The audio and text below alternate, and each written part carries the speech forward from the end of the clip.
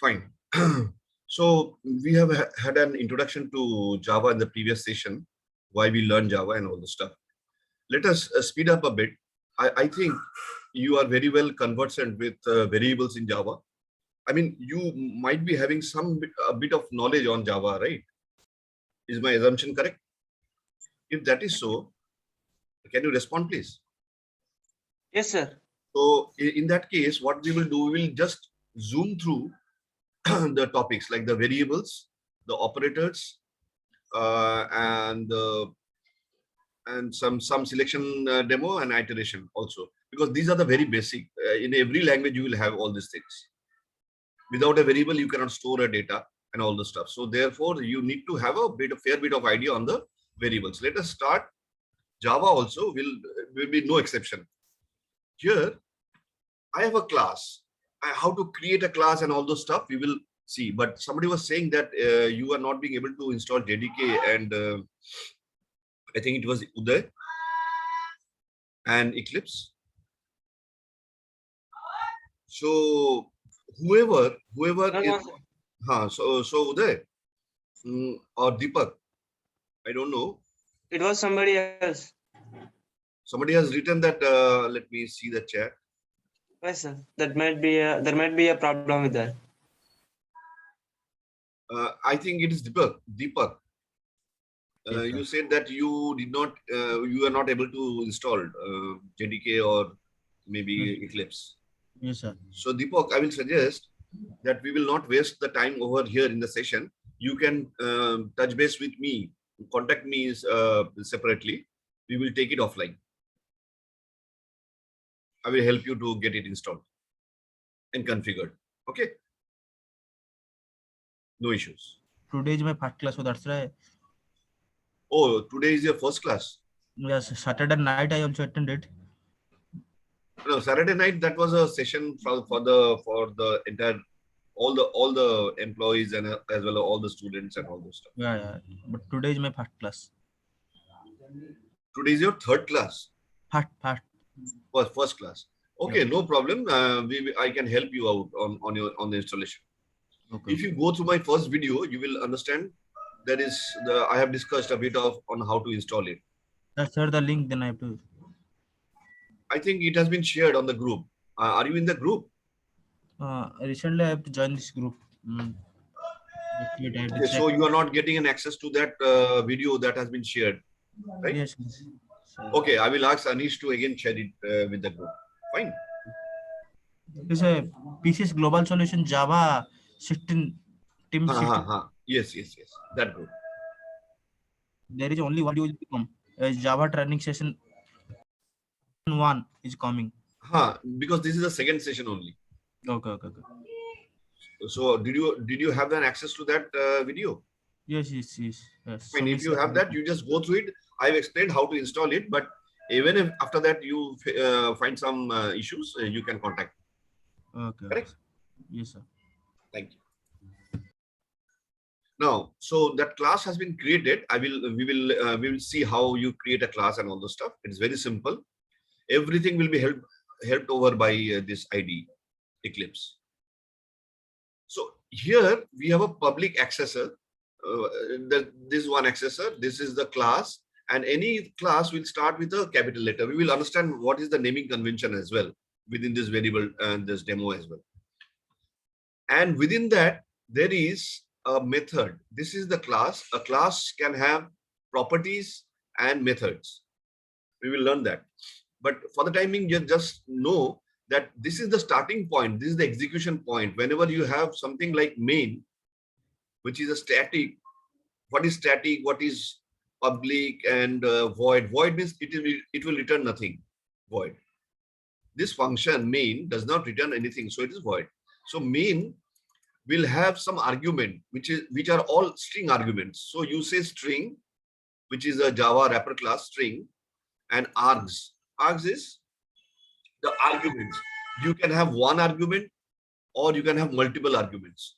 So that is an array. You can say arguments, array of arguments. You can have one or you can have 5 or 7 arguments within the function. You know function and its arguments. So similarly, Java class will embed one main function. This is the execution point. When the compiler runs over it, then the compiler knows that I have a main, so I can get directly inside it. I do not have to instantiate any object to run this main because of the static code. We will understand when we learn objects, we will learn why we use static.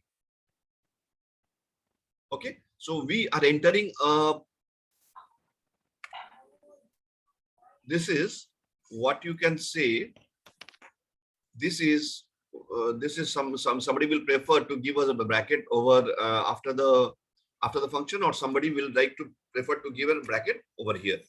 Whatever is your preference, but the recommended thing is always put the bracket or the braces of a function or a block just below the block or the function.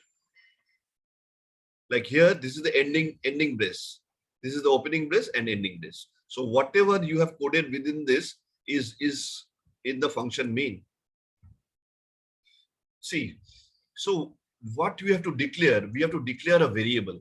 So now I have a variable called underscore $ABC dollar. So this is a valid variable name, and the variable type is int, and I have assigned a value called 5. These are very preliminary. I do not need to explain that, but you cannot start a variable with a digit. So that is wrong. You see, immediately it has given something. It is underscores have been located within the digit. So you cannot start any variable with a digit. You can start with either an underscore or a dollar. So these are the two characters allowed to start or to have in a variable name. But you can always we always have practice that we start any variable name with a character, with a alphabet. That is fine. Always keep in mind, keep the things very simple. Don't complicate the things. I have just given this to let you understand that this and this works. I mean, these two special characters can be included in the variable name. But I will prefer you to always give a variable name which is meaningful. Okay. So you could have given a variable name like num1. That is a number 1. Fine. That is also fine. But let's say I will keep it what we have done, ABC and this. So this is one variable. This is the type. What is the type of ABC? It is nothing but an integer, because this int stores a value which is 5. That is fine. Now, there is another type called double. These are all primitive. What we say primitive? The basic types are int double. You see double, I have a long number. This double is of 4 bytes. This int is of how many?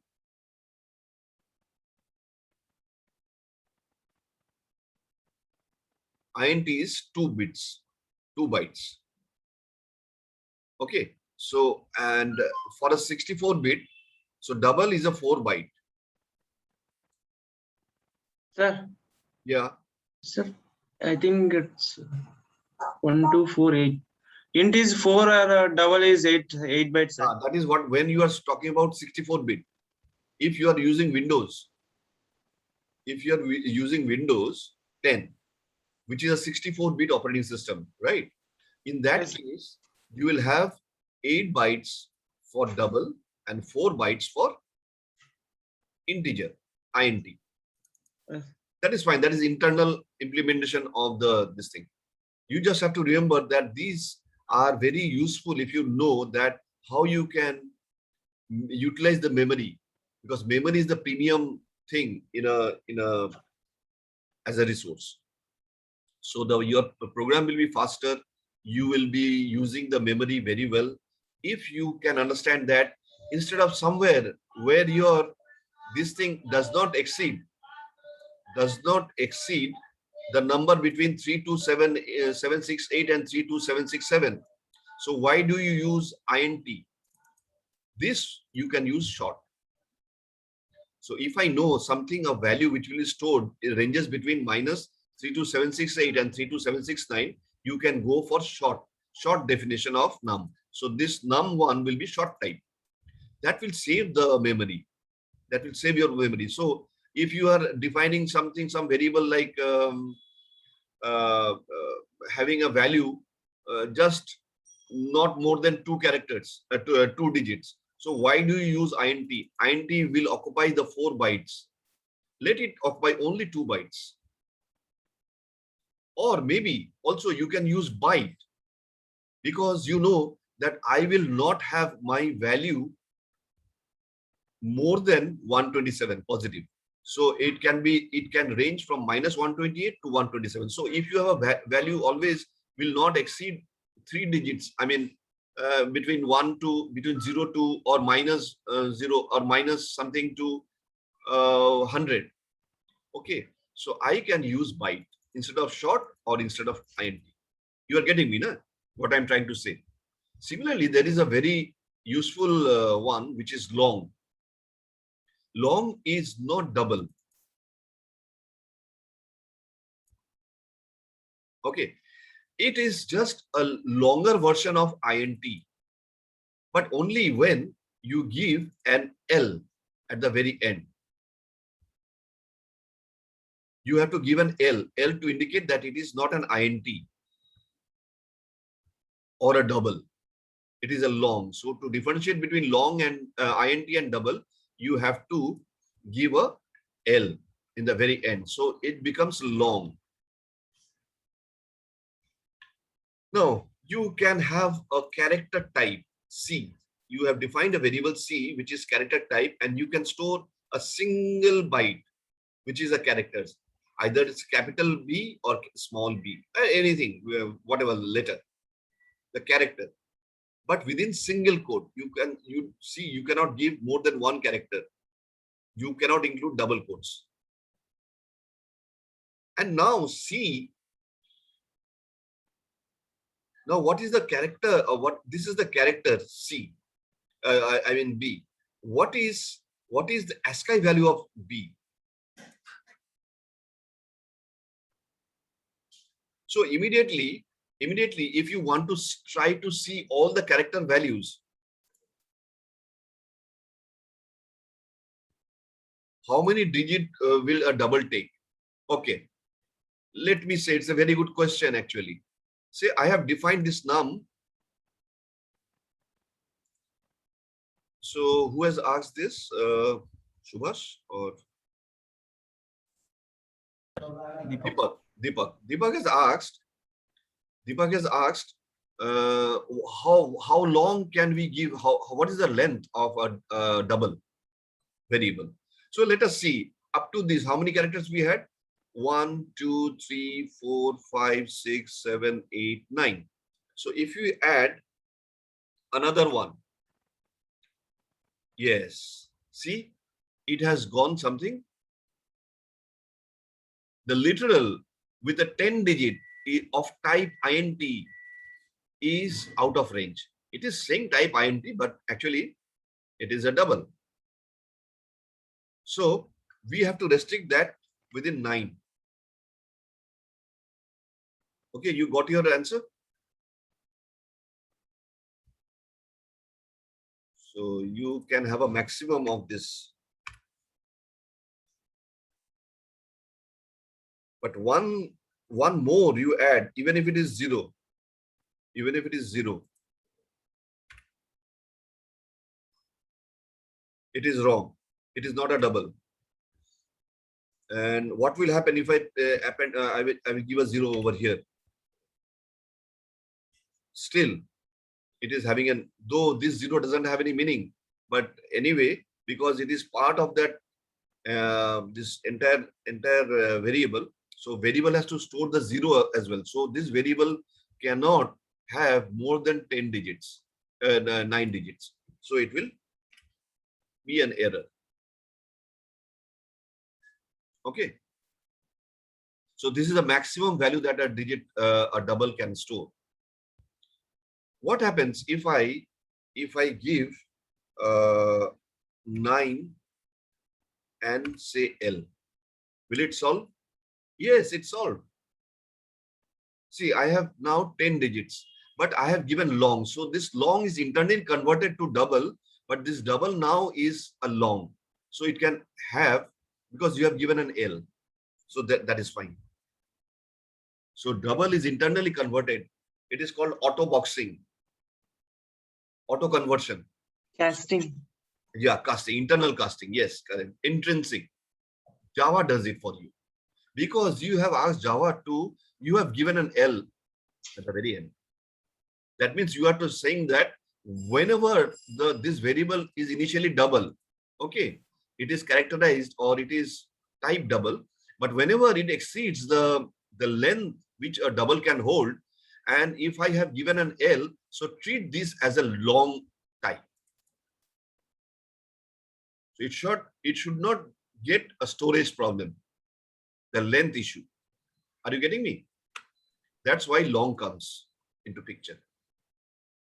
Now again, long is also having some restriction. Let me see how much can a long store.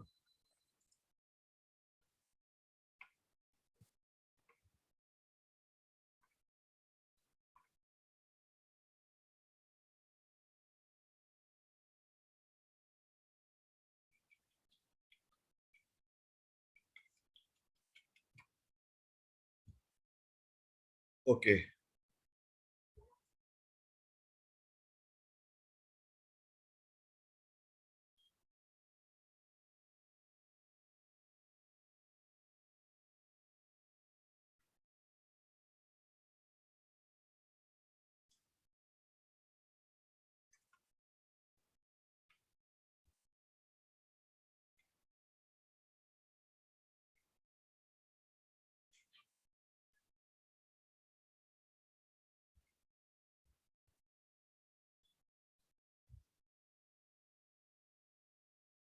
Okay.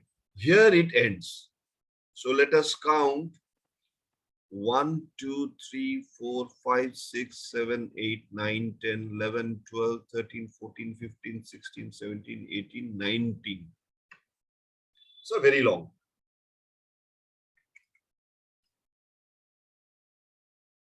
Okay.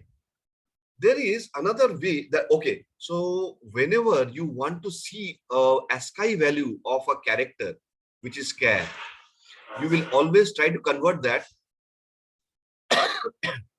Just a conversion, like internal conversion, you are typecasting C character into INT, you will get a value of 66. What is the ASCII value of A then? Capital A.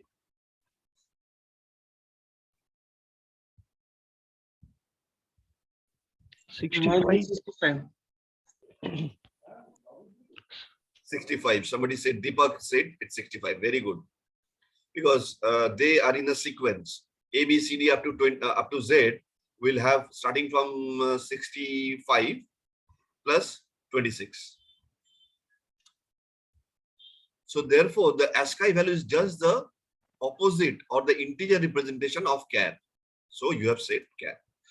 What is system out println? It is just one of the system class or system type. This is a class defined by Java itself. And out is one procedure or one function. And within that out, it is calling another function, println. And println is printing it on the console. We will see, we will execute this program. So we are writing the ASCII value of C, character C, which is nothing but B, is equal to 66. You can also represent a variable which is int with an underscore. This is allowed after version 1.7. That is, from version 1.7, you can give instead, but you do not give a comma. Like here, you do not give a comma. Comma is not accepted, but you can give an underscore. Let's say this is 50 lakh or something like, I don't know, maybe 50 crore. So you are giving 50 comma 00 comma 00 comma 000, 5 crore, let's say. So that way, you instead of comma is not accepted, you can give an underscore that is allowed from 1.7. This is not an issue. There is another type called float. You say a float.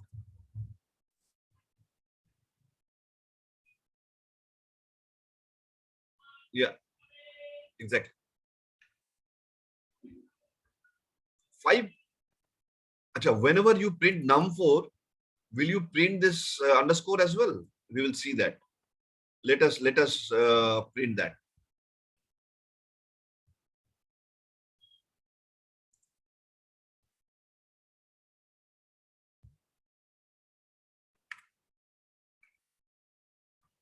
What you do on your Eclipse, you say sys o. You do not need to write such a big thing. What you do, you have to say control space. Whenever you say control space, after you have written sys small sys o, and you say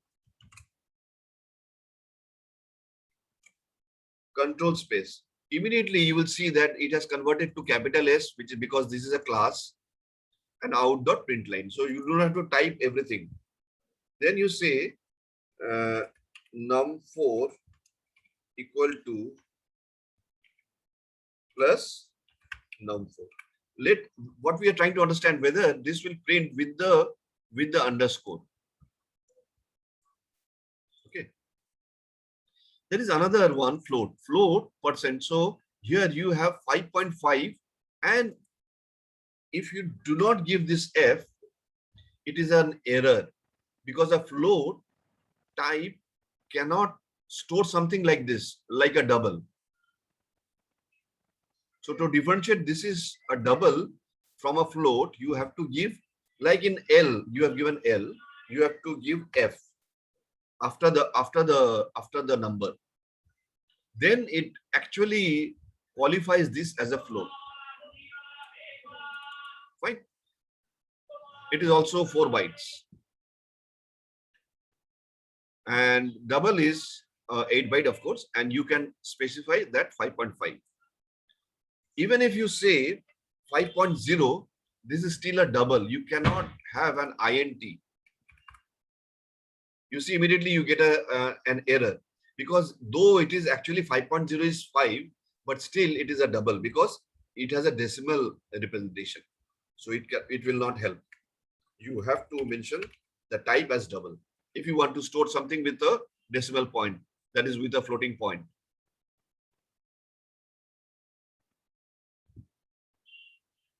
Casting, we say double D equal to 5. So what do you think? What will happen? What will be printed if you print double? Okay, let me. Similarly, I go for this and say value of D equal to plus D.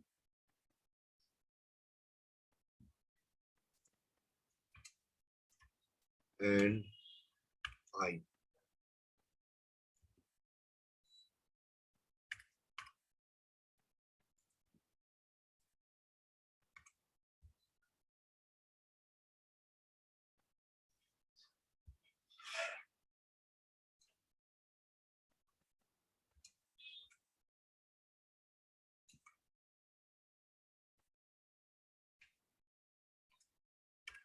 Okay, I'm going to print the value of D, which is double initially, with a value of 5. And how will the 5 be printed? And similarly, I have defined I with INT, with a typecasting INT, but with a 5.6. So what will I be printed? Okay, naming convention. A variable name like S name, stock price, stock underscore price, all these are snake casing rule does not apply. Snake casing rule does not apply as all are small. So here there are two naming conventions. One is the snake kissing rule,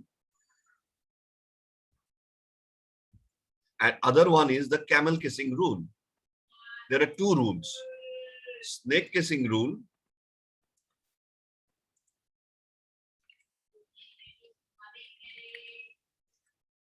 and the other one is the camel kissing rule.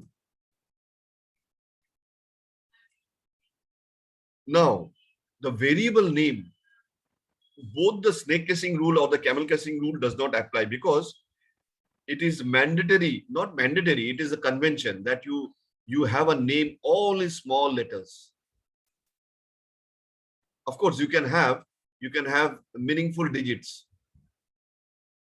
but better to not use digits in the variable name, because though it is allowed, but you cannot mention anything in capital letters. You should not must, but you should not. But if you can differentiate, you want to differentiate between the two words, you can place an underscore, that is fine. But never give a capital letter P or a capital letter S. Everything has to be small letters. For the class name, there is a camel kissing rule. Camel kissing rule means camel, like the camel has this hunch. You will have this C or the first name of a class as capital. And if there is a combination of different words, then of course the first has to start with capital. The second word will start with a capital. Third word will start with a capital. And the fourth word will start with a capital. For my first Java class, the entire is the name of a class. And remember, the class names are always noun. Okay. So this is called camel kissing rule. Method means functions. Functions, like it will start with a small letter, but the next word, if there is another word, it will start with a capital letter. That is the convention.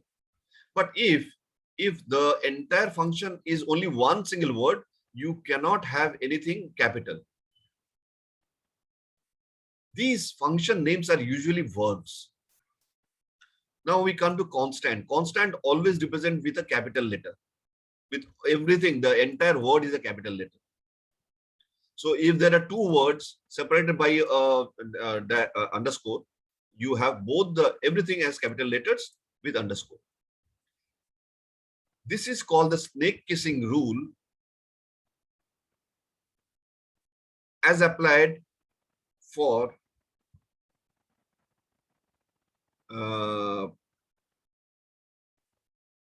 constants, and even this camel kissing rule, of course, it is having the first letter as capital, and here you do not have anything of a, you can say this is a snake kissing rule. This is a snake kissing rule for the function, because you have small letter in the beginning, but the next following letter will be, that is, the entire thing cannot be a small letter, because there are two words in action and perform. So you have to follow a snake kissing rule. Like the snake treads a path, like it is in a spiral manner, or somewhere it is not very straight. Similarly, you start with a small letter, you start with a capital letter for the next word. Interface name is, it is same as class name, but it is always, the class name is noun, this is adjective. So this is also interface name, also camel kissing rule apply. And constructor is nothing but a class name. So we will come to objects, object learning. So there you will see there is a constructor function, and that constructor is nothing but a name of the class with a capital letter. Of course, the class will start with the capital letter, so the constructor has also to start with a capital letter. And now we are trying to we are trying to say we are using the println and we are converting that into int, I mean casting, internal casting, typecasting. And after that, we are saying this plus this. There are two variables we have defined. One is dollar underscore dollar ABC underscore plus num. So what is dollar underscore this? This is 5. 5 is added with, okay, let me take this out.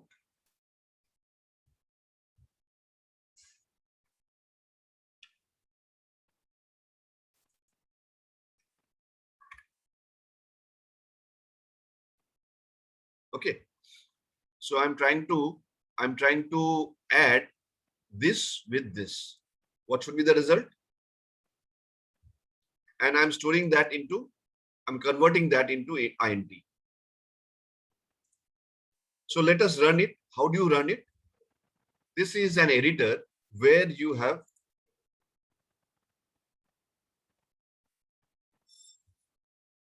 yes, Deepak, you are right. In the method, the first word is small letter, but the second letter, the second word will start with a capital letter. Very good. Yeah, that is called the camel casing rule.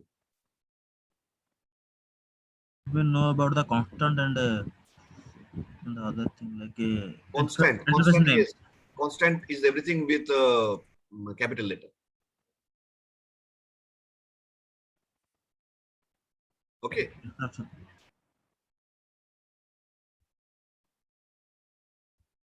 Like in this one, you have a camel casing rule, but it is different from the class or the interface, because here it will start with a small letter, but actually whenever you encounter this the second letter or a second word or a third word, both of these words will start with a capital letter, like action performed well.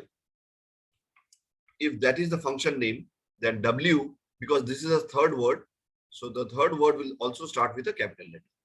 You do not say well, because otherwise performed well becomes one word. To differentiate between the words, you say start with a capital. So this is a camel casing rule. Now let me start with a, how do I, you have written this on the editor, Eclipse editor. That is you have said the main class, because this is variable demo. You will see that it will be created as variable demo.java. That is the file name, and the class name will be stored. In the previous class, we have seen that it will be stored under bin, right? Because here we have not mentioned any package. So it is, what it is? It is a default package. So variable demo .java lies under src of the default package. So I will tell you, whenever you compile this, there will be a class, variable demo.class. Where is this going to be stored? Variable demo.class. Is it going to be stored under src?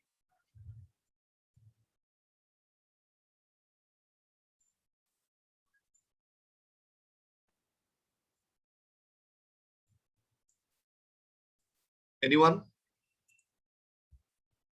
Let me go to the terminal.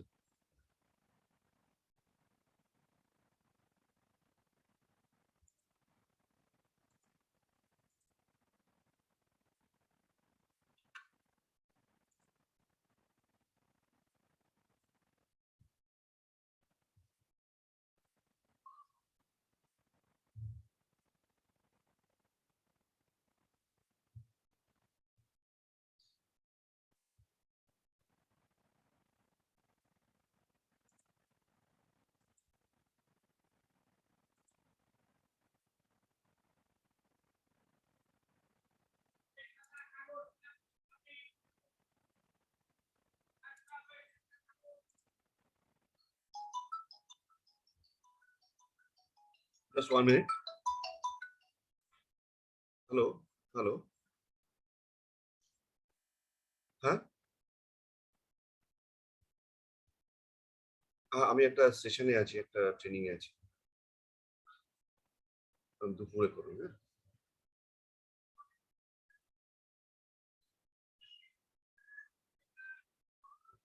So what is happening here? I have opened a terminal. Okay, what you can do, you can just go and right click here, and then you say show in local terminal, because instead of going to the command prompt, I can go to the command prompt, or I can open a file explorer and do that. But let us try to understand from the terminal itself. I do not want to go outside this ID. Fine. So what I did, this is the project directory. Do you understand? This project that we have created, Devashish Java Co. We have not seen how to create a project and all this thing, but we will see. But we are just learning everything. In this project has been created as with a name Devashish Java Code, but it is lying that in the Java AC training folder. So this is the project folder. Let me see the directory. Yes, there is one SRC.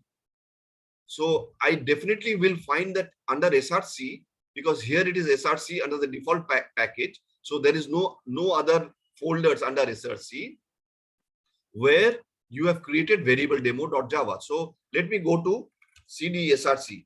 You know the DOS commands. So we have changed the directory over to src. There I try to find out this thing, variable demo, dir variable. Now I do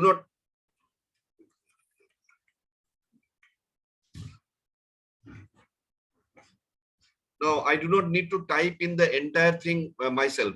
I might do, the more you type, the more you do mistakes. So I have pressed a tab. Whenever I say that direct dir and variable, I press a tab. That is enough, because there is one name, variable demo. So do you see that I have one file called variable demo.java. So this is variable demo.java, right? I am asking you, when you compile, this will be compiled into a bytecode called .class, variable demo.class. Where will you find it? Will I find it under src? No, because it is only the java is found. Where do I find the class? Might be in a bin. Yes, very good. Not might be, it is surely to be under the bin. You see, you have a bin directory. Yes, you have bin folder directory, bin folder. You go to bin, cd bin. Now I want to find out that there are so many files. Okay, there are so many files. So many files. I want to file in this jungle of files one particular file called variable demo. So what I do, I say dir, finding the variable demo, I say tab. You see, it is not coming with a .java, it is coming with a class. So according to the structure of Java, whenever I created a project, the Eclipse knows that all the default package source files, src Java files, will be stored under src, and all the default package classes under src, which are Java files, will be compiled under bin folder. So you get this. Are you okay? Did you find it correct? Yes. For the time being, I'm making it a bit less. Okay.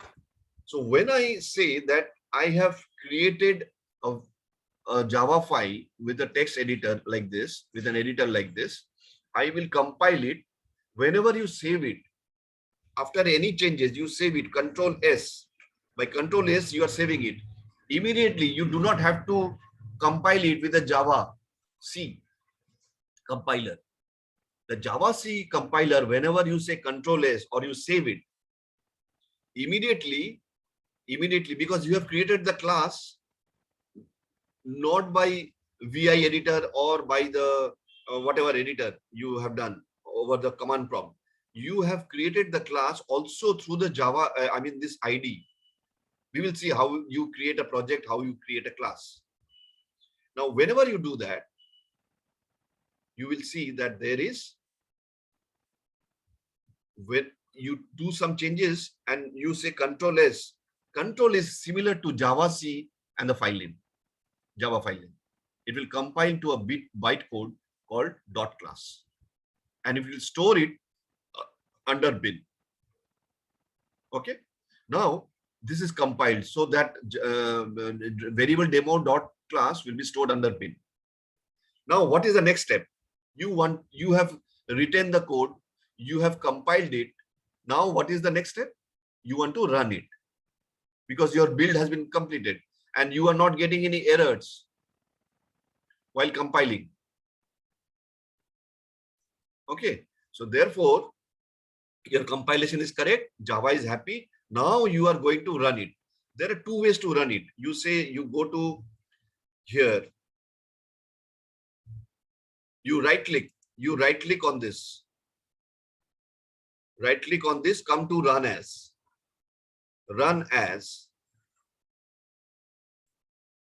and go to Java application. You do not run it on the server because now you are not running the web application. We will do it afterwards when we learn JSP servlet. Here because it is a standalone Java application, it is standard edition.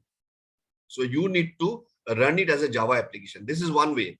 Another way is directly you can go to run.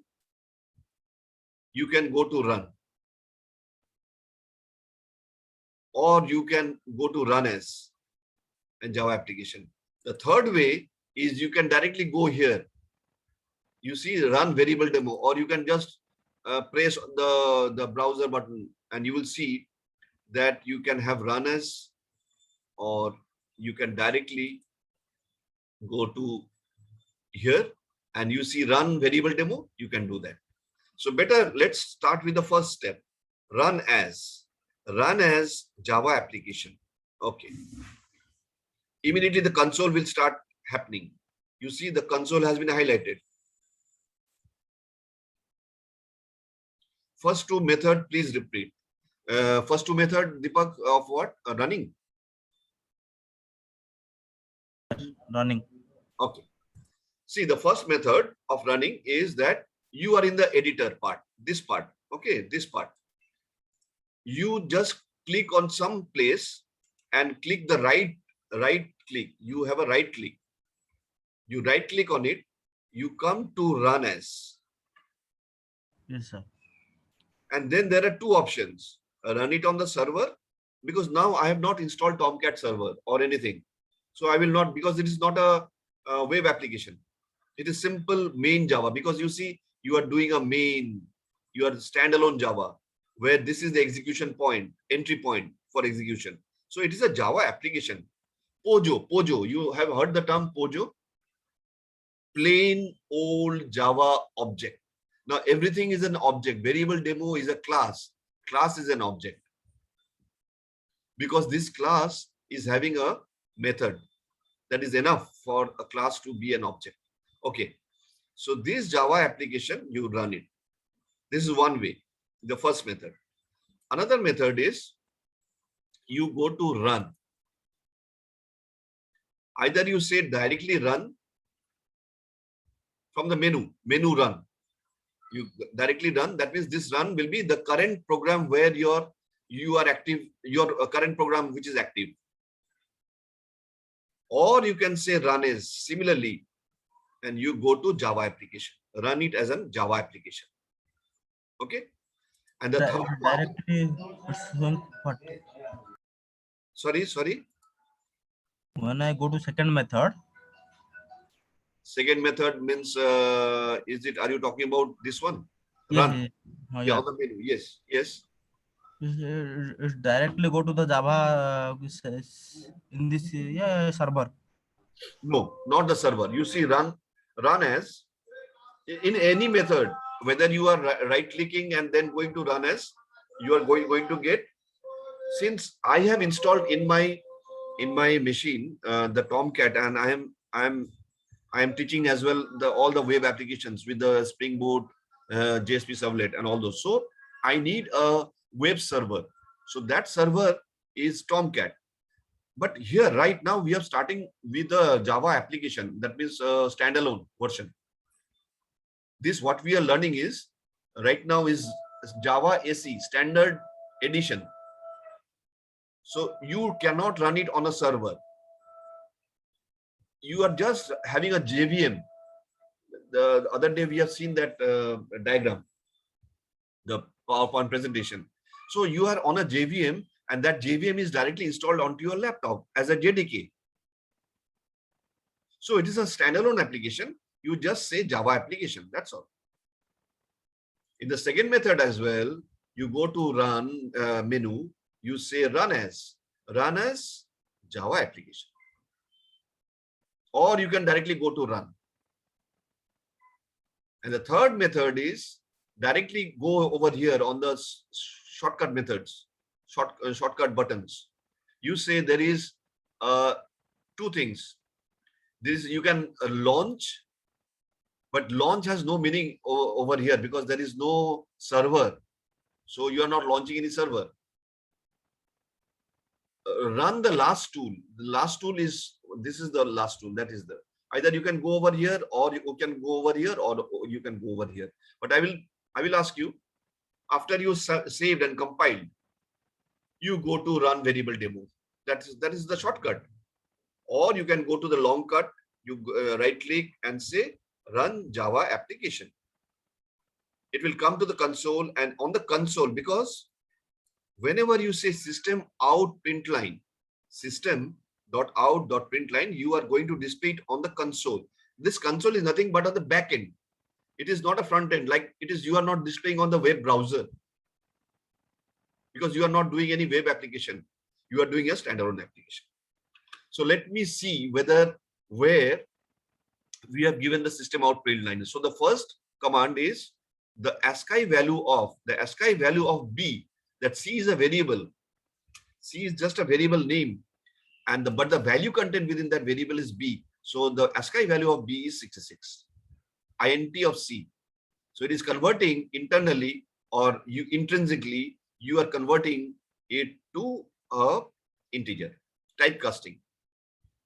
So you are getting the character value of B, which is 66, which is the ASCII value. Now, I was interested whether when we give an underscore for a representation to be stored under num4 variable, whether when you print it, whether you are going to print this underscore or not. Your answer was that you will not print the underscore. You will print just the number itself. Correct? Now, the next thing we wanted to understand was when I say double D equal to 5, I have not given 5.0. When I print this D, how will I print? Will I print 5 or 5.0? You see, I have seen that the D has been printed as 5.0, though it is only 5.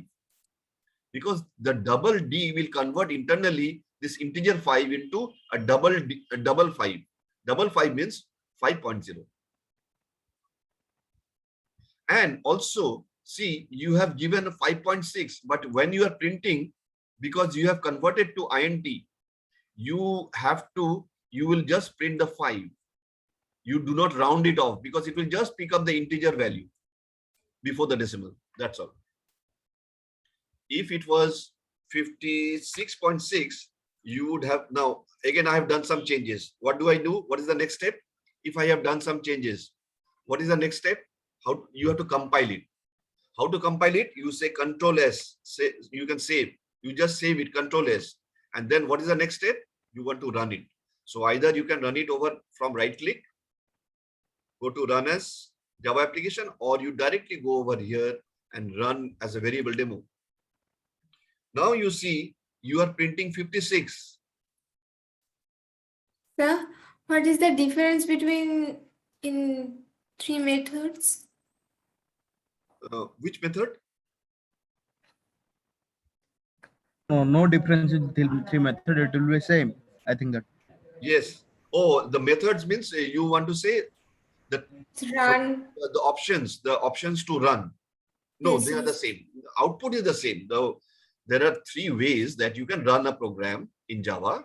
One is a run as with a Java application, as a Java application. I mean, here you can do it with a right click. With a right click, you are exposing all the options. And one of the option is run as. And within run as, you have two options, whether you want to run this application on a server or you want to run it as a standalone application. Because here you are just writing a standalone application, SE, standard edition.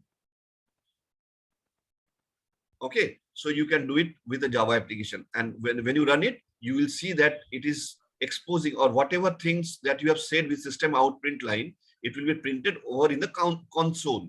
Console means on the character terminal in the back end. You are not printing it over on the, you can think this as a terminal where it is on the screen, you are getting the output. In C, C++, whatever, you will use println. Sir, if some error in here, then how do I know? The error will also be on the console. You will need to see how you handle the error, and all those things will come later on. But if there is an error on the runtime error, okay, let's say I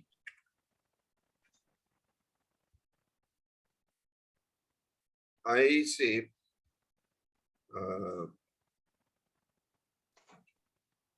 syso control space. When you type syso control space, you get the full thing, and you say division.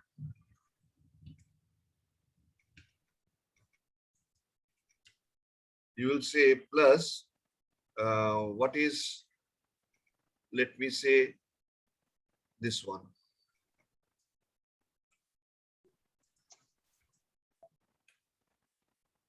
This divided by 0. Can I do that? Let's see.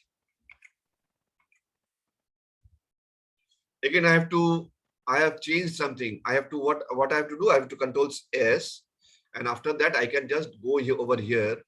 I can see, I can again say right click, come here, run as Java application. But we have done that. We can see the next one. You can go here. You can say run as. You can go to the menu of ID, and you can come down and do the same thing. You are getting the, you see, when you say Java application, yes. You see, till this point, I was having no error. The ASCII value of B is 66, correct. Then you have printed num4 equal to 5 lakh or say, whatever 5 crore, but without the underscore. Where is num4? Num4 is this. You are not printing the num score. That is the one that I wanted. But here I have said division, but I have divided something, some value with 0. So it is actually a division by 0 error. That error is also coming onto the console. You see, this is the console. So whatever you do,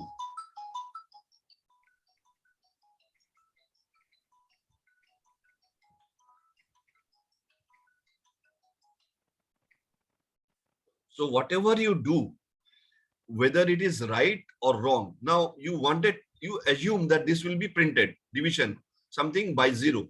But division by 0 is an error. It's a runtime error, isn't it?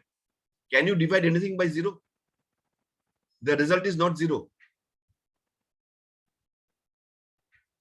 So exception in thread, main thread means we will learn threads as well. But remember, for the time being, remember main is also one function or a thread in Java. And that is an arithmetic exception. We will know all these exceptions when we learn how do we handle exceptions, exception handling in Java. And that error is division by 0. So Deepak, do you understand that there is something displayed on the console as well? Yes, there are different consoles, but it cannot like showing like any line number you have to mistake like any other thing. No, I didn't get you. So in other programming, they Hmm. also in when you go to the console log, it's showing like a which line number you have to get mistake. Oh, that logging we are not understanding. We have just started Java. So log files you generate, you have a logger and all those things. Okay, that we are not going to the file. It is also called a file, but it is a console. Just the terminal or the screen, the monitor, you can say. It is displayed on the screen. That's why you are using system out. System out is one, system is a class, and one of the methods or one of the functions is out. There is also system.in. Suppose you want to input something, you are taking something from the terminal. We will also come to few of the programs where you will take something from the terminal. So you will use, instead of out, you are using in. But in that case, you cannot print anything. You are taking something. So whenever you output something using a println, you are displaying it on the terminal.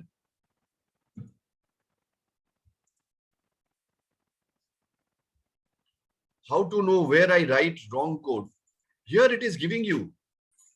Here it is giving you that Java line 26. Java line 26. Here. You have done the mistake over here. Deepak, it is giving you. Clear, sir. Right. You are interested to know where you have done the mistake and what is the mistake. The mistake is you have done a mistake on arithmetic exception. That is, you are trying to divide something by 0. That is not acceptable. The compiler cannot divide anything by 0. It's a wrong arithmetic exception because you can never expect something out of division by 0. It's an error. It's an arithmetic error. You must have done some logical mistake. That's why you are dividing something by 0, which is not an expected behavior. You must divide with some finite number, not by 0. And where did you make that mistake? The mistake was in the variable demo Java program and in the main section or the main function, and in that variable Java, which line? 26, line number 26. So you see, now sometimes you might, these line numbers are very distracting. So you can make this off. What I did, I just went to this section, this where the line numbers are displayed. Then I press a right click and then I say, I have make that show line numbers because I'm writing code. I can get a mistake. I need to know the line number where I done the mistake. But suppose you are very confident, you do not need to see the line number. You make it off. But then you will ask me, sir, if I make the line numbers off, will the Java compiler give me an error number or the line number where the error has occurred?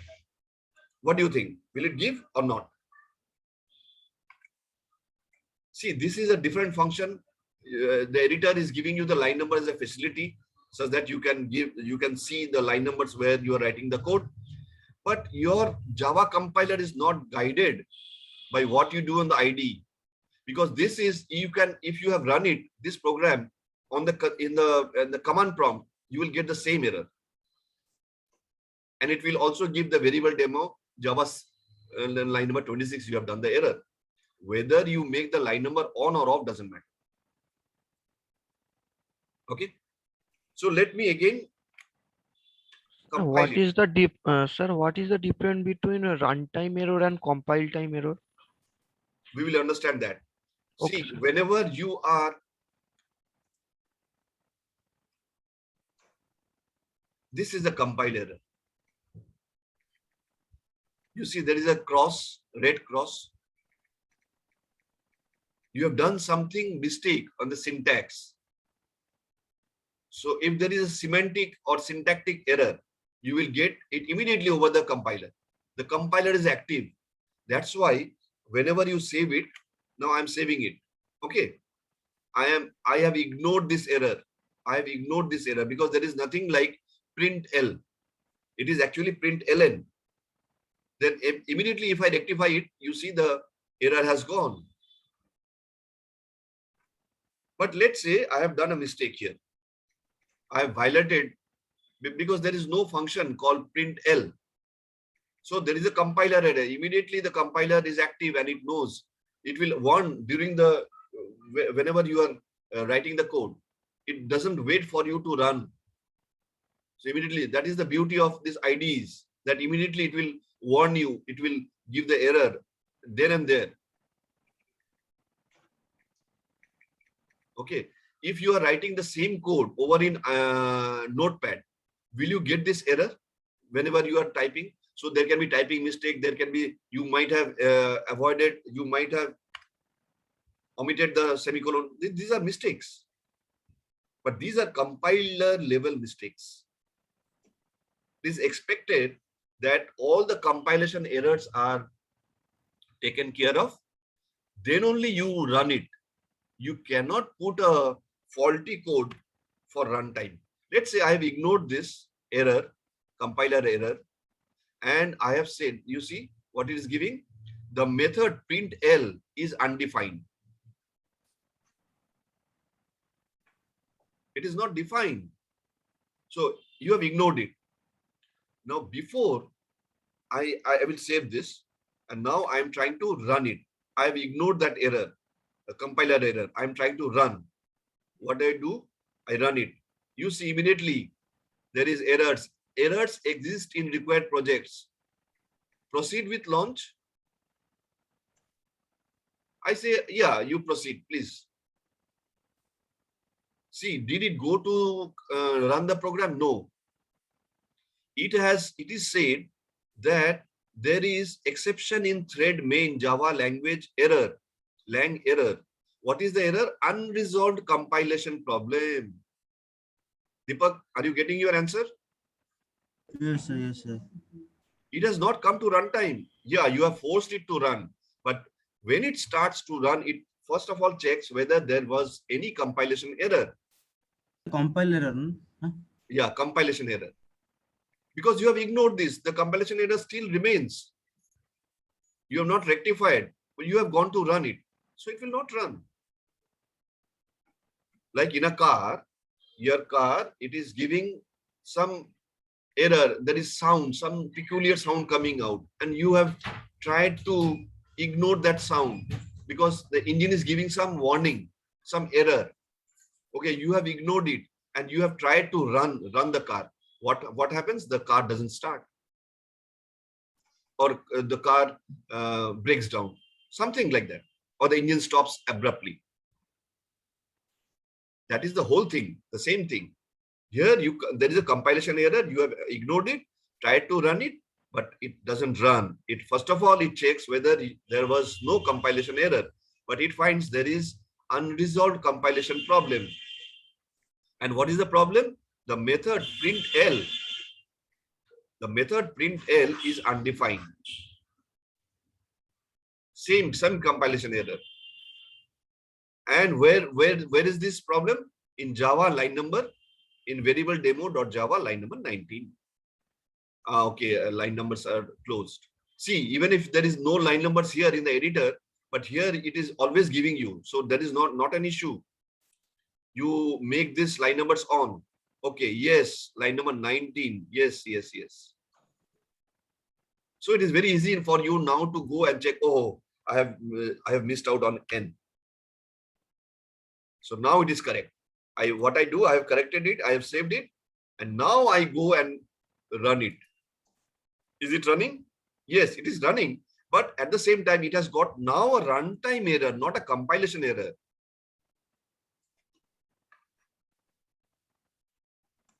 Okay, this is so that answers your question, Deepak, that on the console also you get something which is successful plus something if there is some runtime error, and the error will be highlighted in red.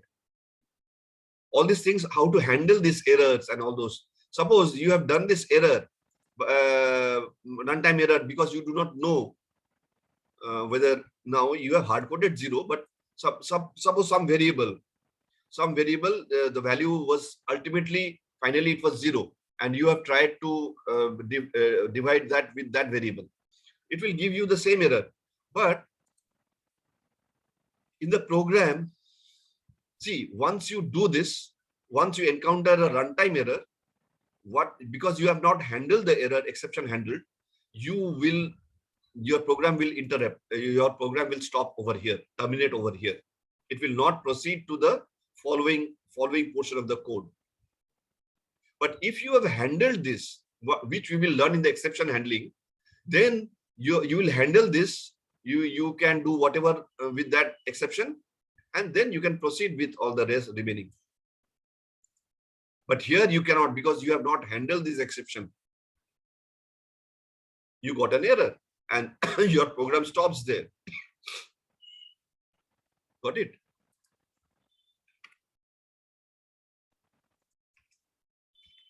You say unhandled exception or runtime.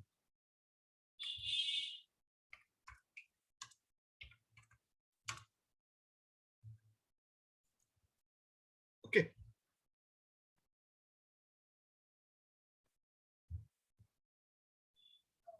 Okay, what we have done is we have to see the following.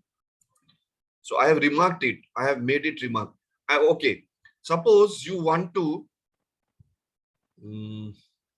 how do you say this is the entire block you want to comment out, or you want to make this out of your runtime? You have to comment it. Like you have done a commenting like this, // How do you do that for a block?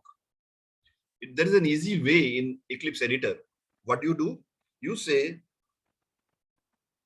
Control Shift, press Control Shift together and press a /.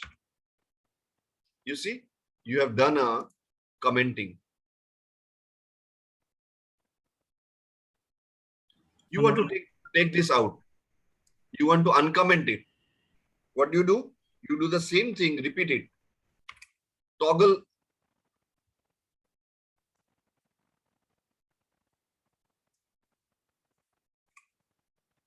So when you repeat or you toggle it,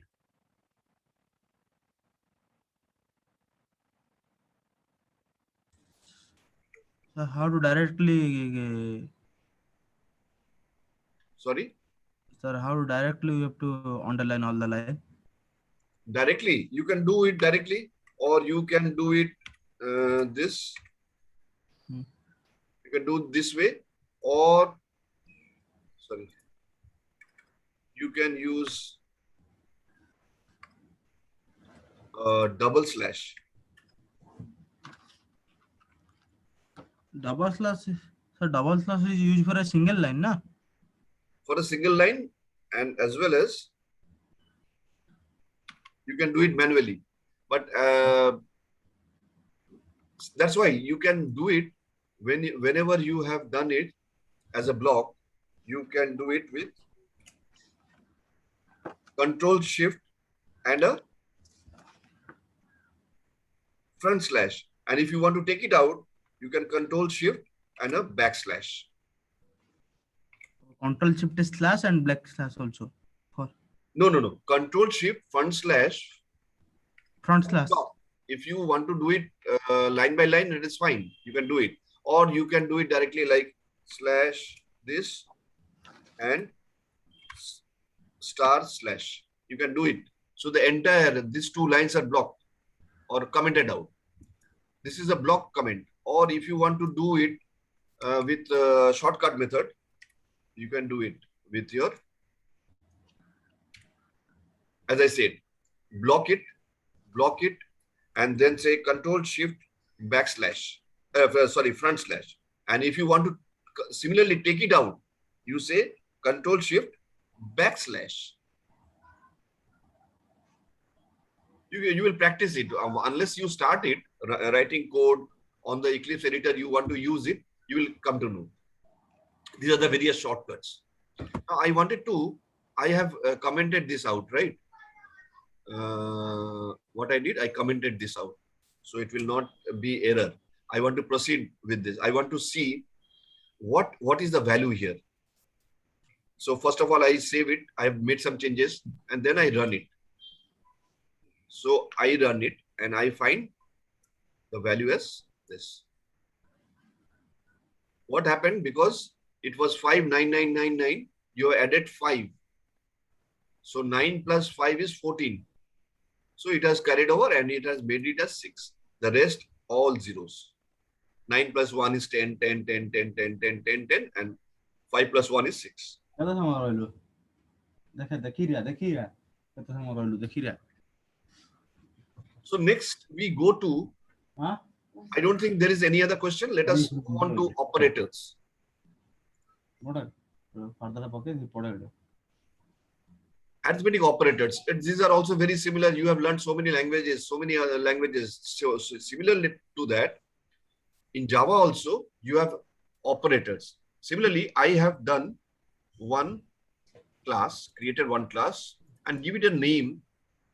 Give it a name as operator demo. See, the class name starts with O. Now you know already. Mummy କହିଲା ନାଇଁ ରଖୁ Hello, 2 ଘଣ୍ଟେ Deepak. Can you just mute yourself? Okay, thank you, Deepak. Now, what I'm seeing is, in the operator demo, you have 2 words, operator and demo. Both, first, of course, it has to start with a capital letter, and otherwise it is not a class. It will be a class, but it is not by convention. It will not be taken. And the second word, demo, also start with capital D. This is the camel casing rule. Now, arithmetic operator, you know, plus, minus, star, I mean multiplication, division, and this one is called what?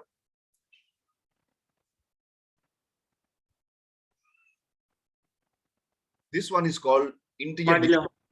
modulus or integer division or percent division. Yes.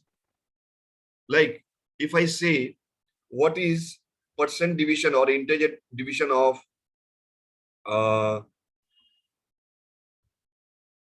30,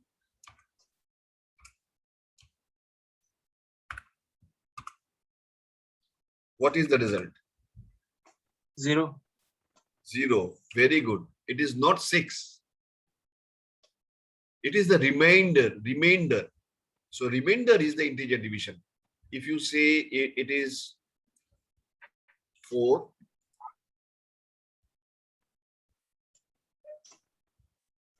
It is 6. huh? 6. Whether it will be 6 or 2.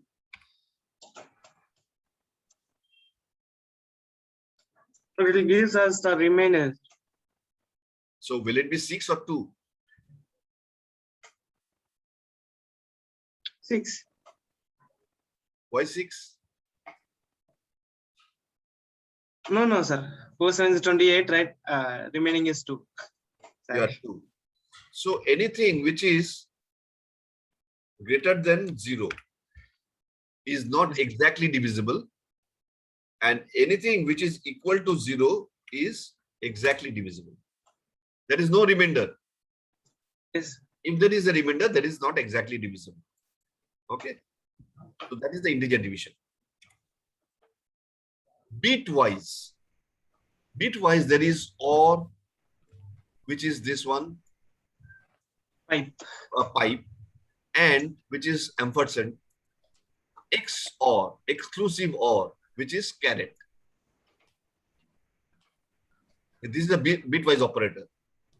Now, you have A equal to 5. You know binary operation, binary mathematics? Yes, sir. What is the binary value of 5? We need to get that binary value by using simply 8421 code. Sorry. We can get that binary value by successive division with 2, sir. Yeah, that is fine. That is fine. But it is very simple. That means if you say there is binary arithmetic is very simple. There are 8 bits, right? For Yes. any digit, for any character, 8 bits. So Yes. 8 bits are nothing but 0 and 1, combination of 0, 1. You start saying something like,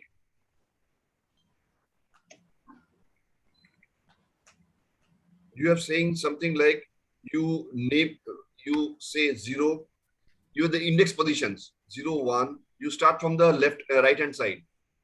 2, Yes. 3, 4, 5. Let's say we have 4 positions, because 5, 6, 7, 8, these are very small numbers. So it will be sufficient with the 4-bit representation. But each one, so these are the index positions, position number 3, 2, 1, and 0. Here, if you say initially for a value of 0, it will be all 0, 0, 0, 0. Let's say this is equal to 0. What is if I have a number called represent with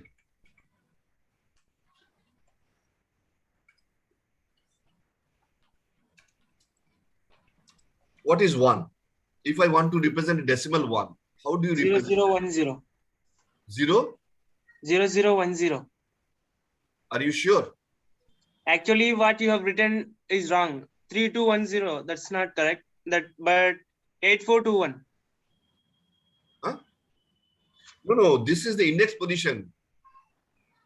Index Sir, position. that is index position, but we can calculate using 8421, right? Yeah, that is fine. That is okay. You see, anything that now every position will be raised to the power of 2 raised to the power of that index position. Yes, sir. 2, that is a binary arithmetic. Yes, So sir. what is the value of 2 raised to the power of 0? It's 1. 1. What is the value when you say 2 raised to the power of 1? It's 2. 2. What is the value you say 2 raised to the power of 2? It's 4. And what is the 8. value when 2 raised to the power of 3? 8. 8 and then 16 and then 32, 64, 28. When you say 1, so what It's will be the binary 001. representation of 1? 0001. Why did you say 0010? See, 1, when you say 1, what will be your 5 in that case? It's 0101. Equal to 5. If I say if I want a decimal, I want a binary representation of 5, decimal 5, you have to calculate like this. 5 is what? 4 plus 1. So Yes, what sir. is 4? 0, 0101. 0, 1. So see, 2 to the power of 0 is 1. So 1. And 1 is this, you have placed 1 over here. That is on the second position. Second position is value is 4.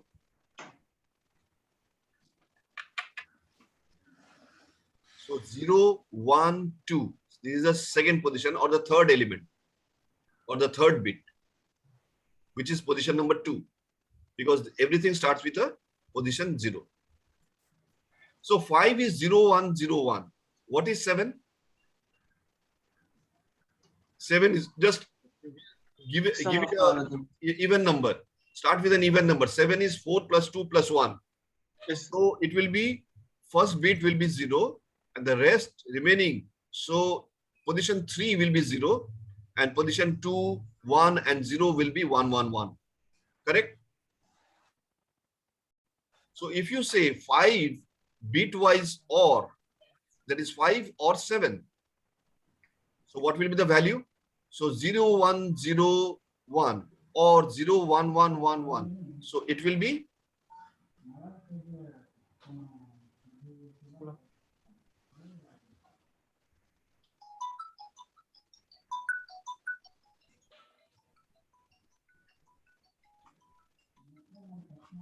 Hello Kuntal, আমি একটু ইয়েতে আছি, সেশনে আছি।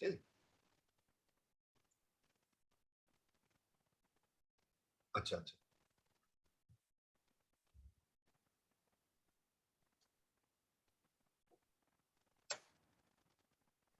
হ্যাঁ, sure sure.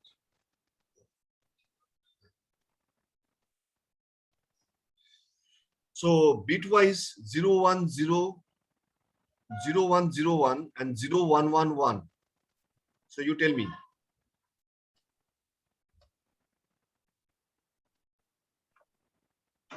What will happen?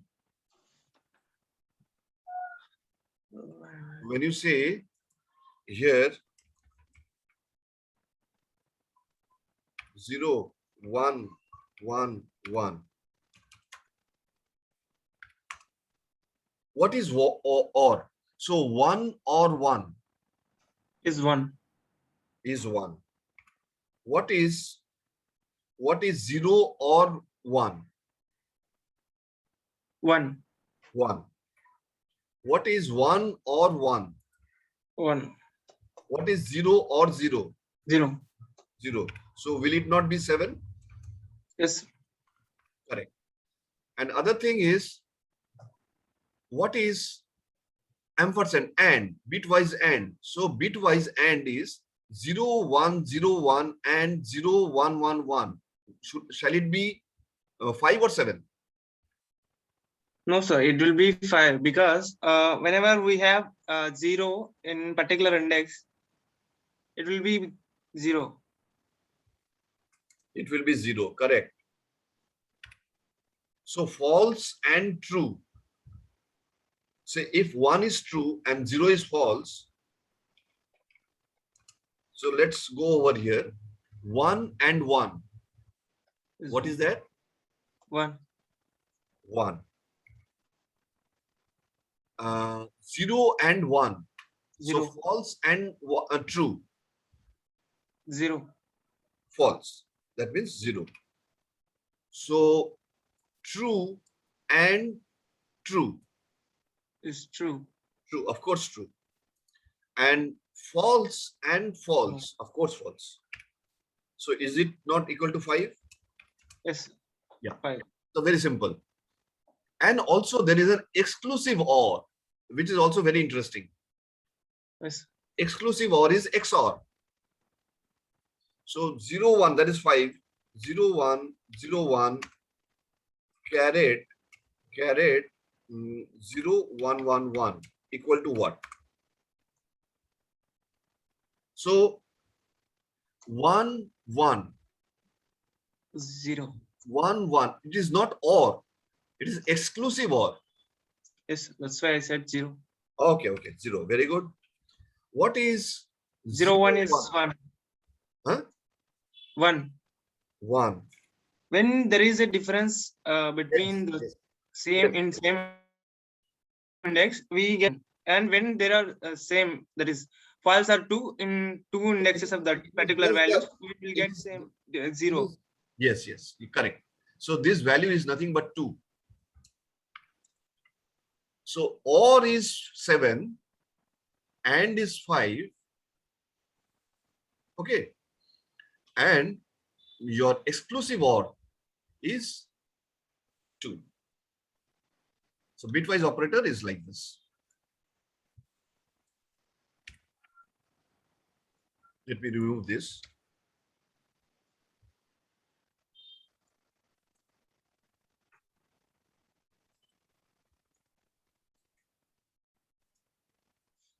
Is it clear to you now? So this is also sometimes you might need to have. Okay, here I have written XOR is if corresponding bits are different, it gives 1, else it gives 0. So whenever it is, most of the time it will be, it's sort of a complement. Complemental. Relational, you have the greater than equal to, I mean less than equal to, or greater than equal to, or equal to. Logical, these are logical. Not actually not exactly that, like that. Yeah. that should be double equals to. Right? Yeah, yeah, double equal to. Correct. Assignment operator, right? Very correct, very correct. Double equal. Otherwise, you see, this means an assignment operator. Yes. This is not a relational operator. Very correct. True. Now, this is various things. I will just take a print. I will run it. But first of all, let us see what are these. int m equal to 6, n equal to 4. R1 is nothing but m plus n. What will be the value? 6 plus 4, 10. R2, m minus n, which is 2. 6 minus 2. These are arithmetic operators. Multiplication. 6 into 4, 24. Double R4. R4 is a variable, just the name of a variable. And double, because you know that m minus n, m is an integer and n is an integer. But the result of this operation, m divided by n, is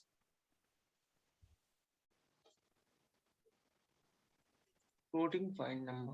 it is 1.5. The result is 1.5. If you ordinarily divide it, 6 divided by 4 is 1.5. 1.5 is not an int.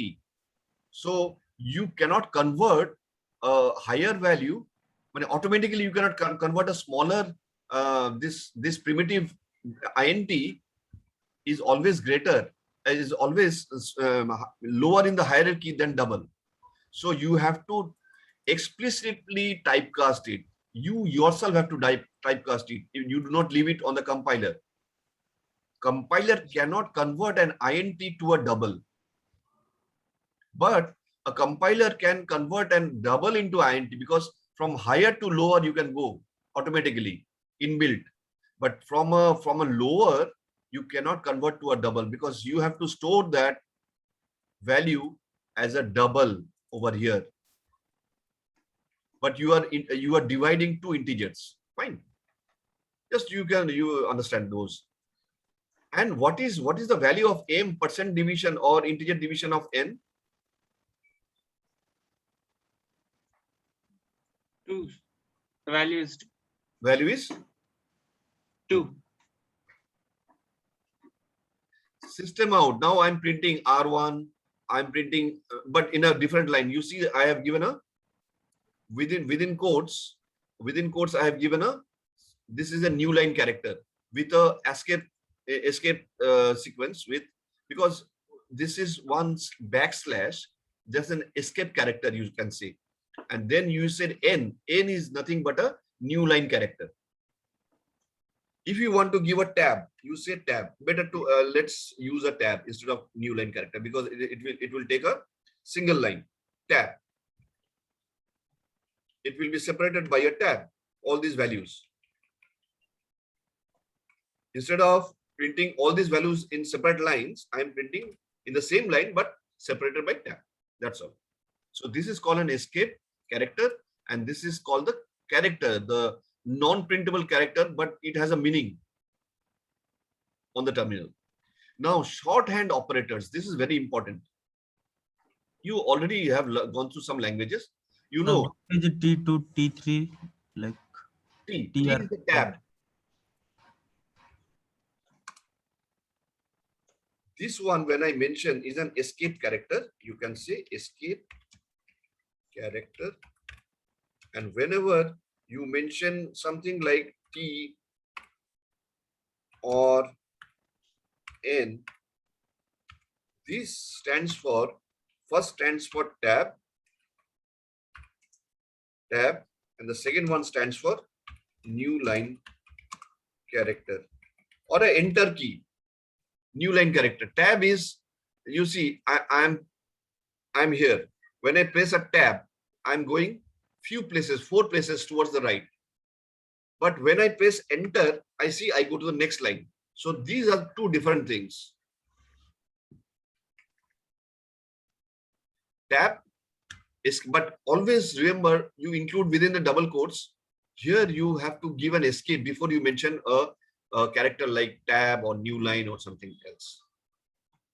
These are special characters, but it has a meaning to print ln function. When you say /t, it understands that I have to print this R2 after this value of R1 with a space of four spaces, which is a tab. We will see when we run it. We will see. Now, shorthand expressions or operators. What is that? M plus equal to n. What is the meaning of that? Nothing but m equal to m plus n, which is 10. You can write plus equal to. Plus equal to means m equal to m plus n. m minus n. What is the meaning? M equal to m minus n, which is 6. M into equal m multiplication equal to n, which is m equal to m into n. Just 1 minute. Hello.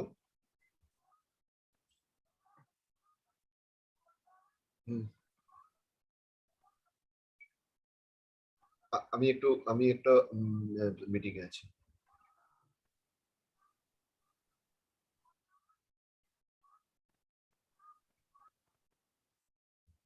So m, similarly m divided by division equal to n, m equal to m divided by n, which is 6. Is it right? Why 6? Because m is now 24. 24 divided by 4 is 6. System out. Okay. M percent n. What is m now? Remainder. No, m is 6. See, now m was 24. It's actually division, right? So m becomes 6. M percent equal to n means m percent n equal to percent n means it's integer division n. What is n? N is 4. Yes. So it is remainder is 2. And you just give a dash dash dash to separate out. Now, I am saying n plus plus. Sometimes you need to give like a notation like this, n plus plus. What is the meaning of n plus plus? It is nothing but n plus equal to 1 and nothing but n equal to n plus 1. Simple. Post increment. What is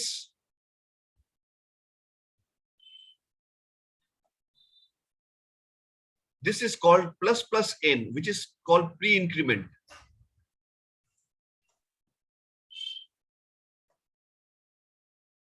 Okay. So it will first increment, then assign.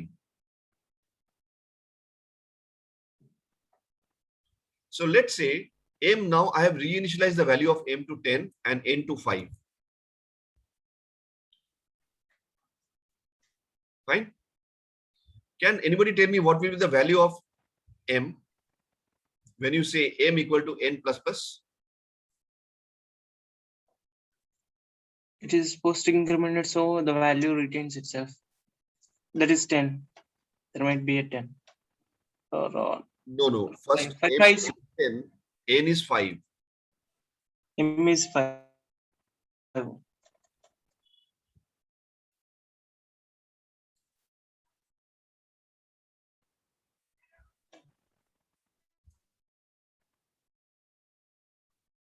I'm saying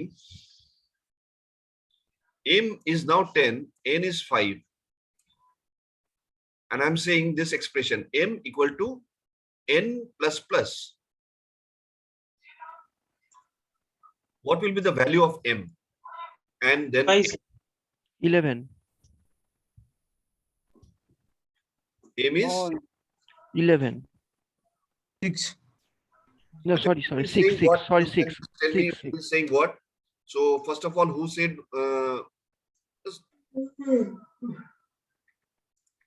Subhash, are you saying something? Yeah, m equals to 6. Subhash is saying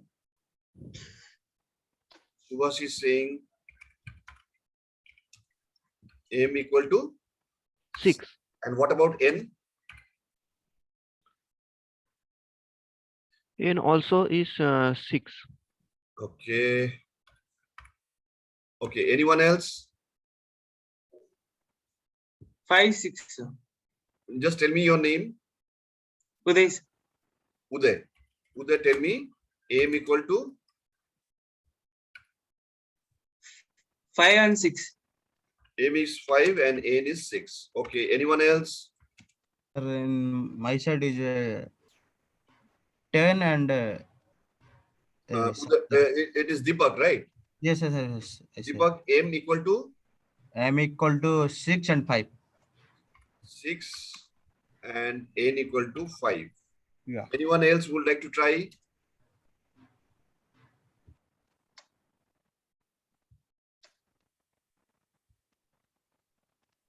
There are a few more guys, I think. Subhash, Uday, Deepak had tail. Sulagna, Suprabhat. Sulagna, will you like to try?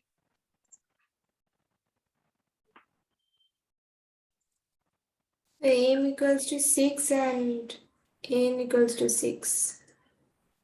M equal to 6 and N equal to 6. Okay, very good. What about Suprabhat? Sir, M equals to 5 or 6, N equals to 5 M equal to 5. and N equals to 5. Both are 5, right? Okay, we will see. Now,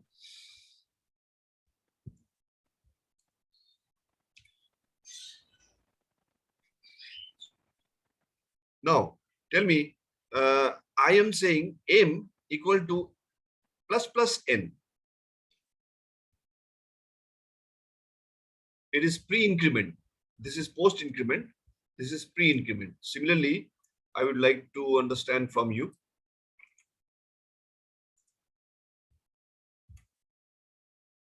First, Subhash, tell me.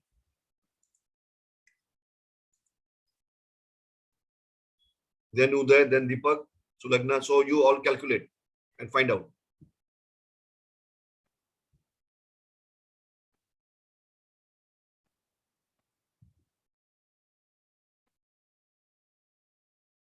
Quick, quick. In my side is it 10-6. Deepak. Oh, sorry, Deepak. 10-6. Subhash? Sir, M equals to 6. 6 and N? N equals to 5. N equal to 5. Uday? 7 and 8, sir. 7 and 8. Deepak has told. Sulagna?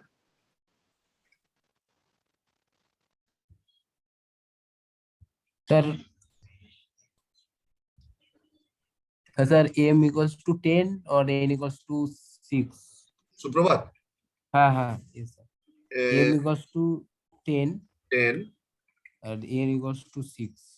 Okay. Sulagna? Sorry, M equals to 6 6. and N equals to 8. 8. Yes. Okay. M equal to 8 or N equal to 8? Okay, fine. We will check that. I will now run it. What I do, I first of all have made some changes. So I will say Control S. It will compile. Yeah, it is compile a new version of this operator demo.class will be created. I will then try to run it. I can go over here, right click, and then say run as Java application.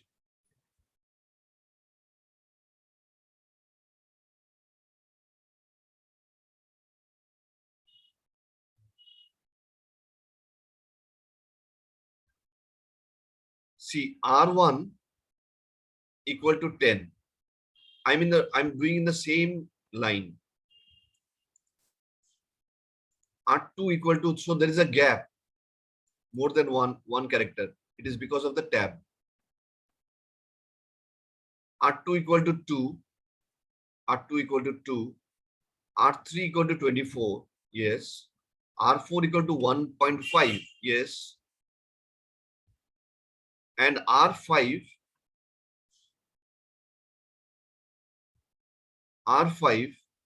equal to 2. Fine. Equal to 2. Now this shorthand operator. System out print line M equal to M. So M will be 10. And N is 6. M is 24. And M now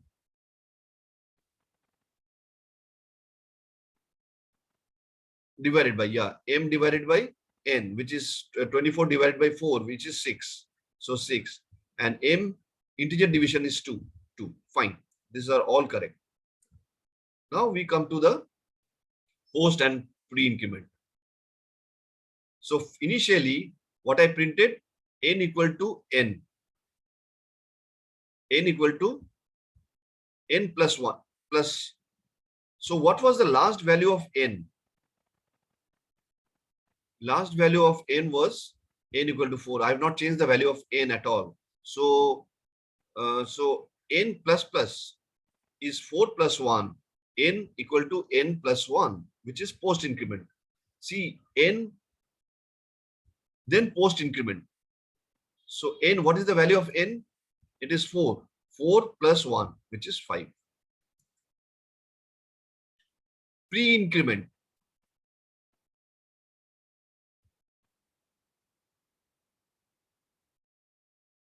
Pre-increment.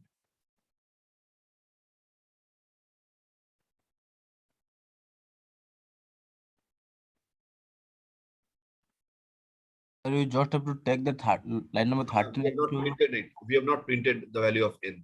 So you tell me what will be the value of n here.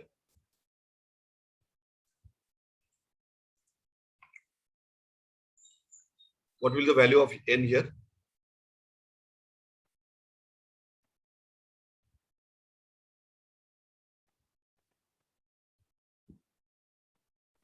Five. It will be 5. It is 5 over here. Okay. You have given a good answer. Let's see.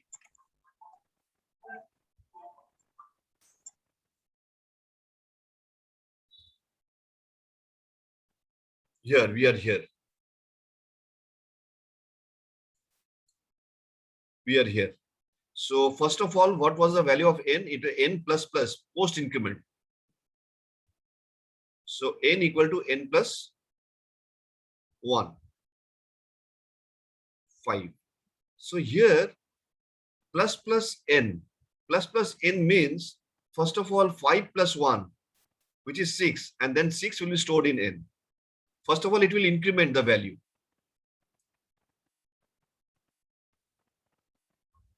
Okay.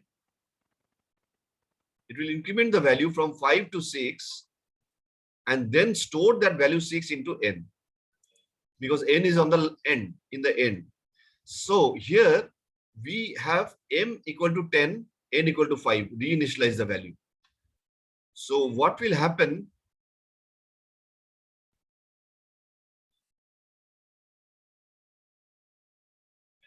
So n is equal to 5, fine. I do not need to do this. I know. We again save this, execute this.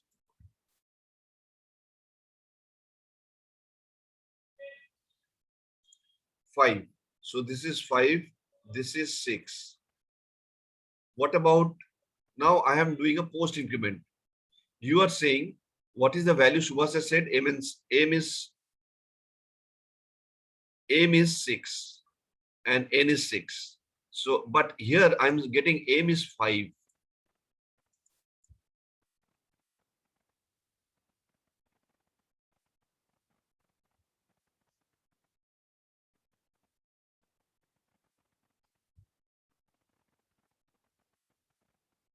Subhas, are you getting? Why? Yes, sir. Because here we have reinitialized. See, here we have reinitialized. Now my value of m is whatever was there, we have erased it and we have reinitialized m equal to 10. And n, initially the value was 6, but I have reinitialized to 5. So now I am saying that first of all, this is a pre-increment, post increment. First of all, you see m and n are together. M equal to n. So first assign the value of n, whatever the value of n is there, into m, and then increment the value of n. So this is called post increment. So naturally the value of n is 5. 5 will be assigned to m. So what will be the value of m? M will be 5. And then the value of n is increments because it is post increment. So n will be 5 plus 1, which is 6. N is 6. Now let's go to the, so who has given me 5 and 6? Uday has given me 5 and 6. Deepak has given me, but it's a bit reverse. It's not 6 and 5, it is 5 and 6. Sulagna was almost correct, but it has to be 5 and 6. It is not 6. You have not increased and then assigned. You have assigned and then increased because that is a post increment. Suprabhat, you have assigned, but you have not incremented the value of. So one mistake. So the correct answer was by Uday, 5 and 6. Now let's see who has given me 7 and 7. 7 and 7, 6 and 5, 7, 8. Sulagna 6 and 8. 10. How come 10? Deepak, how come 10? See, I'm just incrementing by 1 plus n plus n. First, here you are incrementing the value of n. So what was the last value of n? It was 6. It was 6. So first of all, you increment the 6 into plus 1, which is 7, and then assign the value of 7 into m. So both m and n is 7 and 7. Are you getting me? The difference between post increment and pre increment? You first of all increment the value of n. So n becomes 7. And then that 7, that n value will be assigned to m. That is all. You're getting me? Is that okay? Yes, sir. So no confusion, right? Yes. No, sir. Okay, today I thought I will cover up to break and continue, such that next class we could have started with the objects. But anyway, we will start this. We will go through very fast over this if else, while, nested loops, and break and continue statements. And we will, in the next class, we will start objects as well. So today we stop here. It is almost 2 hours. Correct? Sir, one thing, sir, can you just show me which to download in Eclipse? Because when I am trying to download Eclipse double version, so there are many files. So which one to download? Oh, you are having which is it Windows? Yeah. Windows 10. Windows 10. Okay. Windows 10 64-bit. Let me. Can you see the screen now? This screen? Yes, sir. Okay. So I go to this one.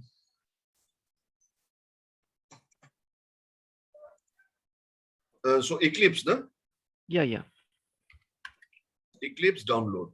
Just simple. You go to Eclipse download. Always go for the company site, eclipse.org. Okay. Now I will say I can go over here also, or I can go for Eclipse IDE for Java EE. Don't go for anything else. Java Enterprise Edition, not a standard edition only, because I'm going to learn the web application as well. So under this Eclipse IDE for Java EE developers, okay, you have Windows 32-bit, or don't worry about this. Don't go through all this thing. Get Eclipse IDE 2021 9. You go for this one, 64-bit for Windows 10. That's all.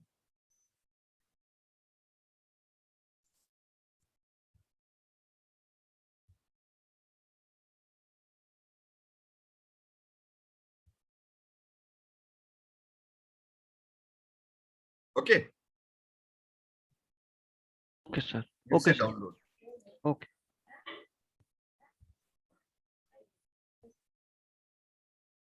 So here it will be, there is something will be downloaded, and it will be in your download directory. After that, you just have to double click on it, and you will just